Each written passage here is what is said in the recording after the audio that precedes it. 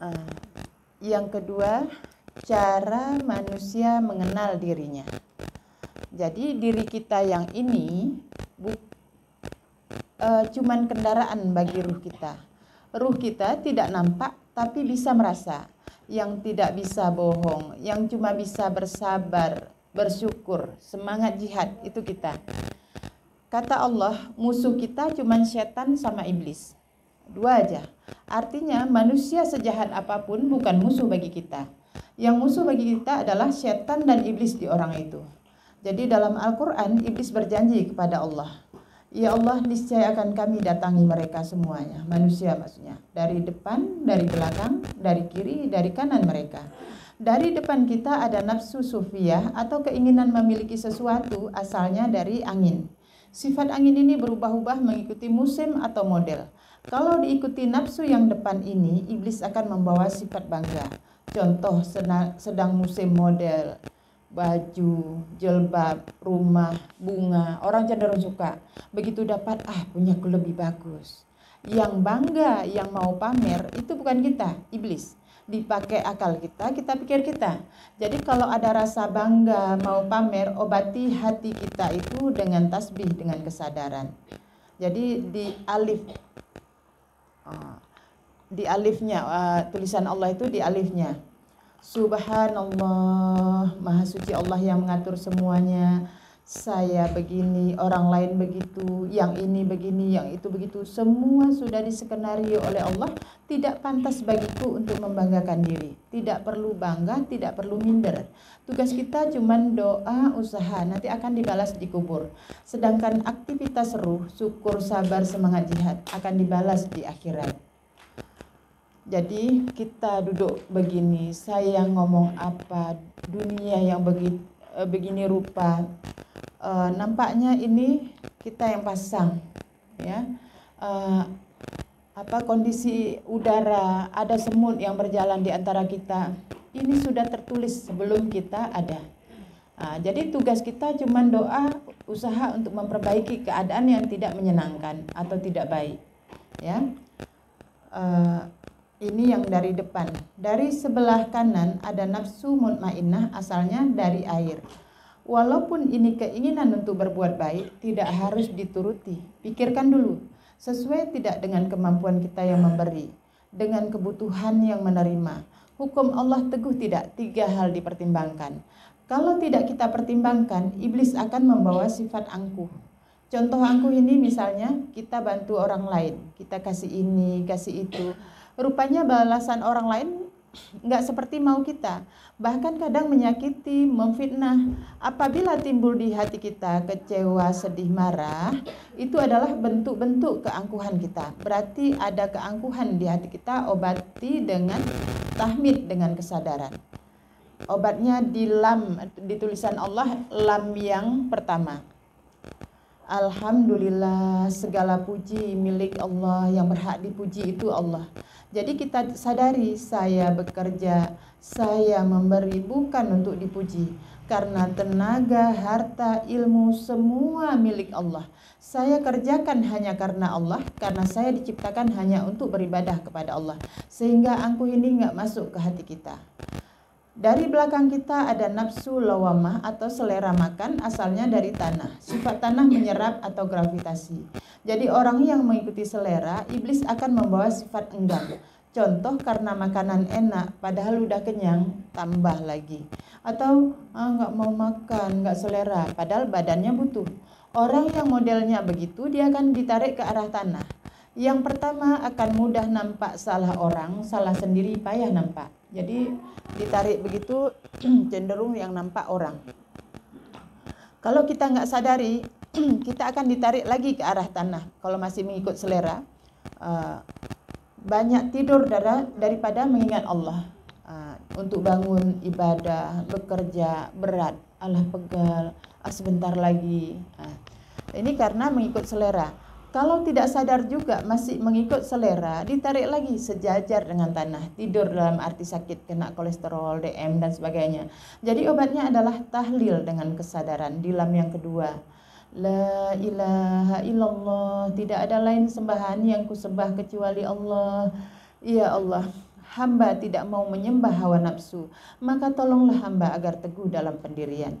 Menyembah adalah mengikuti dengan tunduk patuh. Menyembah Allah berarti mengikuti Allah. Mengikuti Allah berarti mengikuti Al-Quran. Jadi makna tahlil la ilaha illallah adalah pernyataan kita benar-benar akan mengikuti Allah melalui Al-Quran. Dari sebelah kiri kita ada nafsu amarah, asalnya dari api. Sifat api membara, sedikit sebab bisa besar akibat. Jadi marah cuma boleh untuk melihat mungkar. Kalau mungkar disuruh marah, tapi jangan lebih dari 2 menit. Kalau lebih dari 2 menit, iblis akan membawa sifat sombong. Sombong adalah raja kejahatan. Tidak akan masuk surga orang yang mempunyai bibit sombong. Bibitnya aja tidak boleh. Jadi yang dikatakan bibit sombong, ada rasa di hati kita tidak senang kepada seseorang. Bisa jadi orang yang kita tidak senang itu tidak tahu. Orang lain juga tidak tahu, tapi ada rasa di hati kita. Marah, benci, tersinggung, dendam, kecewa, sedih karena orang lain. Semua obatnya adalah takbir dengan kesadaran. Diha, tulisan Allah diha. Allahu Akbar. Ya Allah, Engkau yang maha besar, Engkau yang maha berkehendak. Semua terjadi atas kehendak-Mu. Tidak pantas bagiku, aku cuma seorang hamba, membesarkan diri atas hamba-Mu yang lain. Jadi dengan tasbih, tahmid, tahlil, takbir dengan kesadaran, insya Allah kita akan mampu mengendalikan nafsu-nafsu dalam diri dengan pertolongan Allah, sehingga bangga, angkuh, enggan, sombong ini adalah sifat-sifat iblis yang disebut dalam Al-Quran agar jangan merasuk dalam diri kita. Jadi obatnya ini bentuknya seperti Ka'bah. Kalau di Mekah Ka'bah zahir bisa dilihat, bisa diraba, ini Ka'bah batin yang dibangun dengan kesadaran. Jadi dari depan, subhanallah, apapun yang kita hadapi, subhanallah, maha suci Allah yang mengatur semuanya. Kadang kita dihina orang, dicaci orang, kita sadari orang itu diatur, digerakkan oleh Allah untuk menguji saya, sehingga kita bisa bersabar. Kemudian kalau kita dipuji juga, orang itu diatur dan digerakkan oleh Allah untuk menguji saya, sehingga kita tidak bangga. Jadi tidak bangga, tidak bersedih. Kemudian dari sebelah kanan, alhamdulillah, menyadari semua milik Allah. Tenaga, harta, ilmu yang kita terima, yang kita beri, yang kita kerjakan punya Allah semua, sehingga mendapat sifat ikhlas. Dengan tahlil dapat yakin atau teguh karena Al-Quran tidak ada keraguan di dalamnya. Dengan takbir dapat tabah atau besar hati karena menyadari semua terjadi atas kehendak Allah. Kalau Allah tidak berkehendak, tidak mungkin terjadi. Nah, inilah obat kita. Bentuknya seperti Ka'bah. Subhanallah walhamdulillah wala ilaha illallah Allahu Akbar. Jadi harus dengan kesadaran. Yang kita harus waspadai adalah penyakit hati.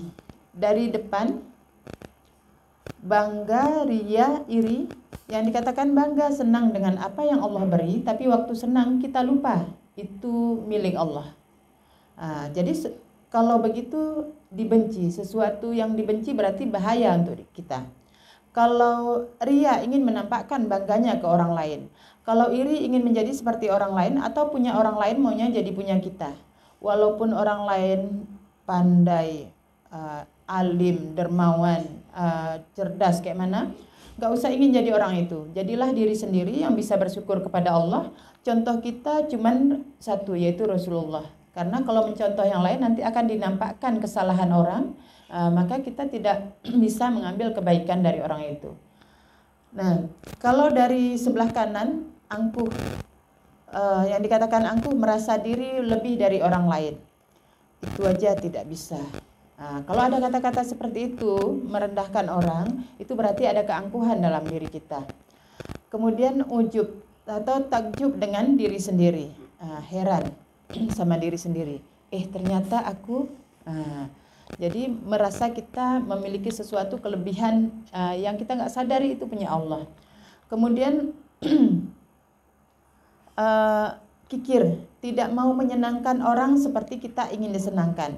Kalau kita maunya dihormati, dihargai, kalau dikasih yang baik, yang banyak, giliran untuk orang lain kita nggak mempertimbangkan demikian, maka itu termasuk namanya kikir.